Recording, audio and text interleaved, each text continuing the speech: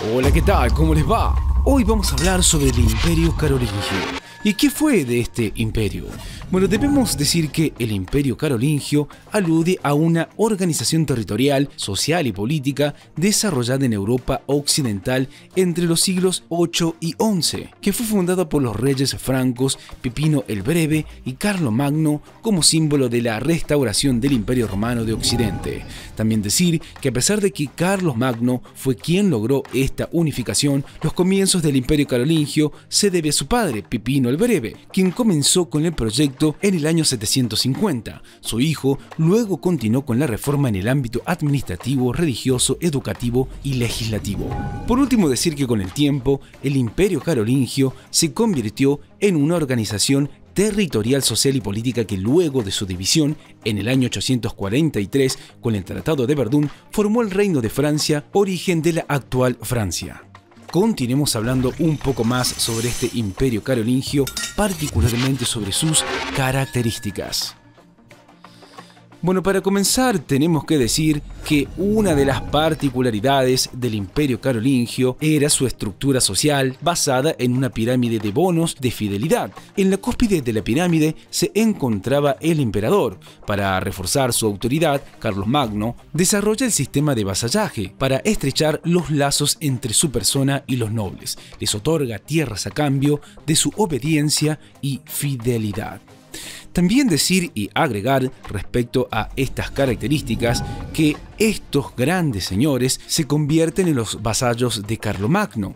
De este modo, el emperador se asegura tener hombres fieles listos a ayudarle en caso de guerra. Por otro lado, debemos decir que los campesinos trabajan las tierras. Algunos de ellos eran siervos, en otras palabras, no tenían la libertad de abandonar las tierras y sus propietarios podían ejercer sobre ellos sus derechos. En este sentido, no todo el mundo era libre durante el Imperio Carolingio. También decir que, por otra parte, es importante destacar la organización del imperio, el cual estaba dividido en los condados, las marcas y los ducados. Los condados correspondían generalmente al territorio de una ciudad. Eran administrados por condes, quienes eran designados por el emperador. Se encargaban de la justicia y de la protección del condado. Asimismo, recolectaban todos los impuestos. En lo que respecta a los otros dos sectores, por su parte, las marcas eran áreas militarizadas que se encontraban en las fronteras de los territorios del imperio, establecidos para la defensa del ataque externo. Estos estaban gobernados por un marqués. Finalmente, los ducados constituían la unión de varios condados y estaban regidos por un duque. Continuemos hablando un poco más sobre este imperio, particularmente otras características, como su ubicación. Bueno, debemos decir que el Imperio Carolingio estaba ubicado a través de toda Europa occidental, pero su núcleo se encontraba en la actual Francia para poder conquistar el territorio de Europa occidental, el cual estaba gobernado anteriormente por los merovingios. Carlomagno ganó varias batallas cuyos territorios fueron conformando su imperio. Continuemos con su economía. Bueno, debemos decir que el Imperio Carolingio fue muy importante en cuanto a cultura. Sin embargo, no igualó el nivel en cuanto al tema económico se trata, pues la riqueza brilló por su ausencia y supuso un declive serio en los recursos económicos del territorio. También decir que su economía se basaba prácticamente en la agricultura, pues la actividad comercial fue decayendo, sobre todo desde que el Islam decidió cerrarles el paso al Mediterráneo, dificultando la circulación de mercancías y de profesionales. Como resultado, esta situación obligó al imperio a olvidarse del comercio exterior y centrar su economía únicamente en un modo de subsistir, transformándose en una economía solamente de consumo. Continuemos hablando sobre su cultura y arte.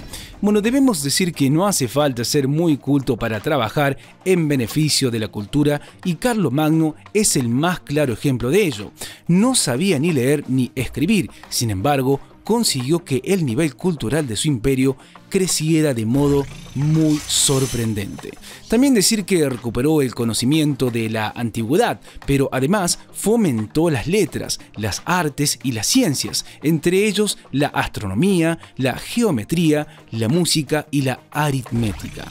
También decir y agregar que desarrolló un arte que combinaba dos estilos propios, como el cristiano y el clásico griego, y también se destacó en arquitectura, recurriendo a las tendencias romanas del arco de medio punto y completándolo con capiteles esquemáticos en las columnas, pilares en forma cuadrada y cruciformes y cubiertas de madera, todo ello sobre una planta de cruz latina de 3 naves.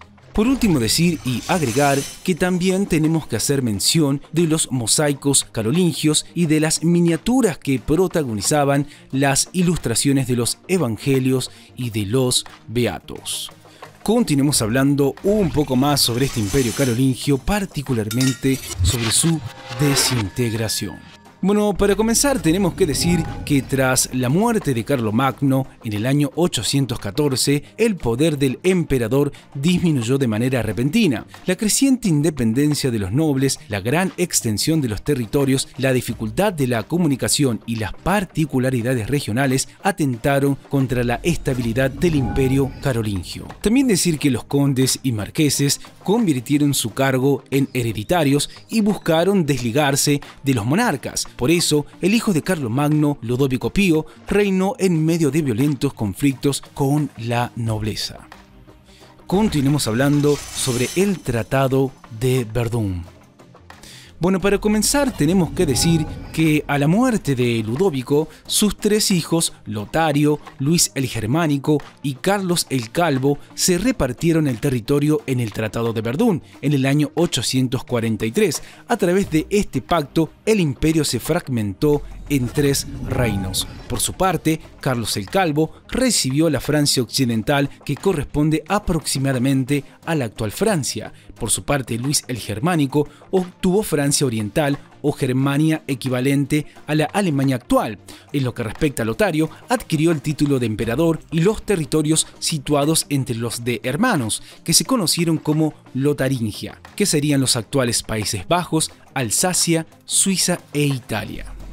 Por último, decir que este tratado ratificó la progresiva desintegración del imperio soñado por Carlomagno. Además, una serie de episodios contribuyeron a acelerar la decadencia del imperio, como las invasiones de pueblos bárbaros, normandos, sarracenos y húngaros. Estos episodios, sumados al creciente poder de la nobleza, acarrearon el debilitamiento de la monarquía y más notorio durante el siglo XI. Bueno, esto es todo por hoy. Como siempre les decimos, chequeen los videos de nuestro canal que seguramente les serán de utilidad. Hasta la próxima.